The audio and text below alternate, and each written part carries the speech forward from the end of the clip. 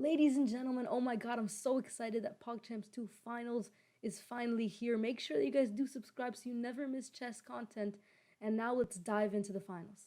So the first finals we have today is the consolation finals, which is Cizzorz against Easywithaces. Just because it's the consolation finals does not mean that they're not great. I mean, they have made it really far. They're just in the consolations bracket. So it is still going to be very interesting. And so let's dive and see what happens. Now, Easywithaces has the black pieces in the first game, and Cizzorz has the white pieces. He goes ahead and he plays e4. Now we see the Karo Khan, a very common theme in this tournament. We see a very early trade, and now we see d4, claiming some space in the center for himself. So both players playing very good right now, developing bishops as well. And one thing that you do need to realize is that pins early on don't really do much, so I wouldn't start stressing moving the bishop back to stop the pin. It doesn't really mean much. So castling here is a great choice. We see e6 trying to castle, Easywithaces trying to castle himself by taking out the bishop. Now we see h3, bishop coming back.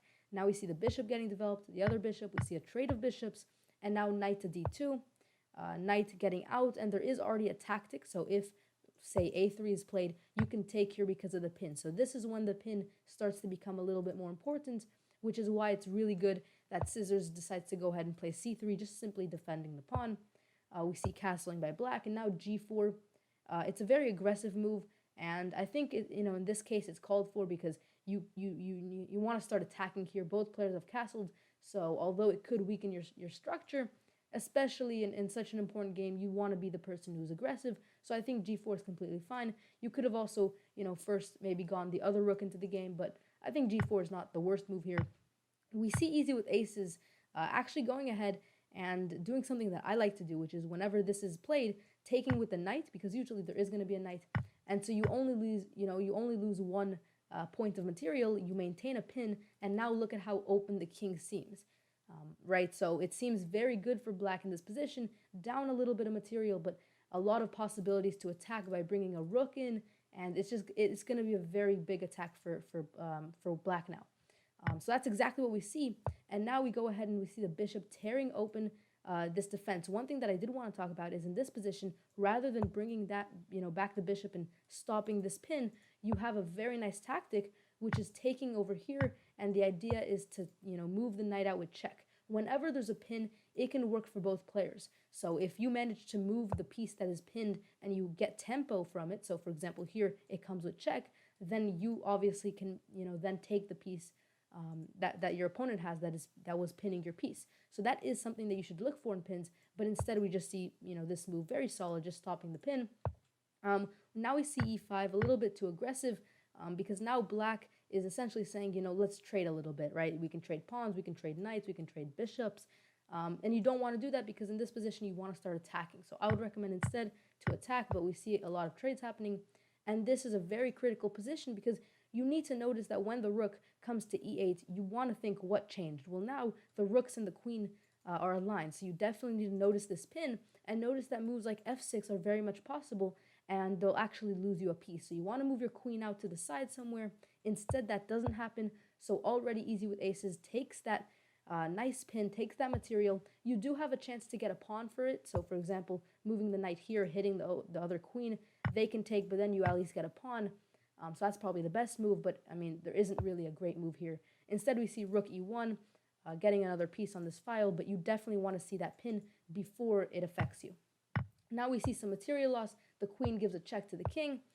And now, black has a lot of possibilities to attack because you don't have as much material. So look at this horrible structure here compared to this, where you can now even get some rook lifts going, a queen on this file, just start attacking very heavily. It's not going to end well.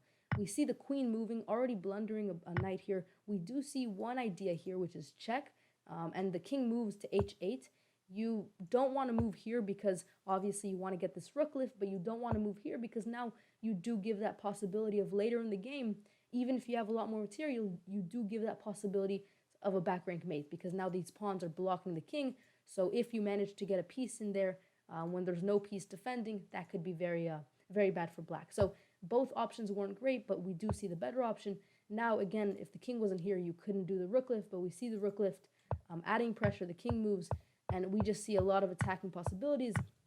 all stemming from the fact that black has extra material, and honestly, all stemming from this great sacrifice, something that I love to do, and I would recommend doing it. If your opponent, I mean, it's a lot of moves away, but if your opponent goes ahead and goes aggressive like this, you can try to tear open his defense and leave his king, once this happens, leave his king very empty here, with no protection. So, and you definitely want to take advantage of that. So that's why black got a great advantage early on, and he managed to carry that out really well, getting some more pawns and just trading pieces very nicely. We do see, again, this is what I'm talking about, the king moving to h8, there is a threat a little bit of a back rank mate. So it's a beautiful g6 move, just saying, you know, no more back rank mates, and from this it's basically game over.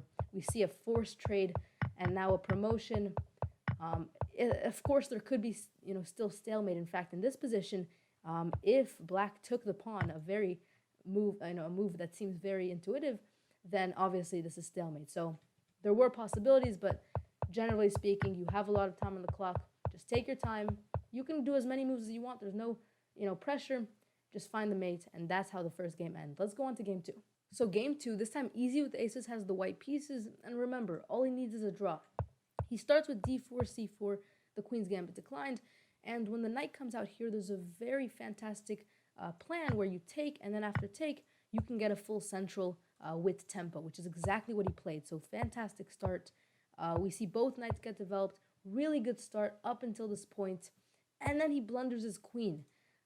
So it already seems like black is just gonna get a free win here, but instead of taking, Cizzorz doesn't even notice that he can take, and instead he plays bishop d7. So major blunders by both players. And now instead of taking the bishop, which I assumed was the big plan with forking the bishop and the king, instead of that, he retreats the queen back. So I don't know what happened for the last few moves, but the game does continue.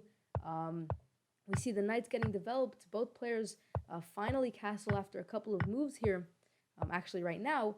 And once you castle like this and you're confident enough to attack, you probably want to open up the f-file. So here some ideas for white would be maybe, you know, pushing f4, maybe f5, you know, with the help of the queen, maybe even going f6 eventually. It could be very powerful, and that's exactly what Easywithaces does. So great attacking. And then here you have to retreat the bishop. You can't do an intermediate move like Cizzorz tries, because the queen can simply take, and then after take, you win a piece. So that doesn't really end up working out. We do see a very quick trade, and from here, Easywithaces just sweeps in, grabs every pawn. In fact, this is something that I love that he did. Instead of moving the bishop, being too worried about, you know, a piece, he just quickly decides instead to just convert it. So that's a really, you know, smooth plan by him. I really like that.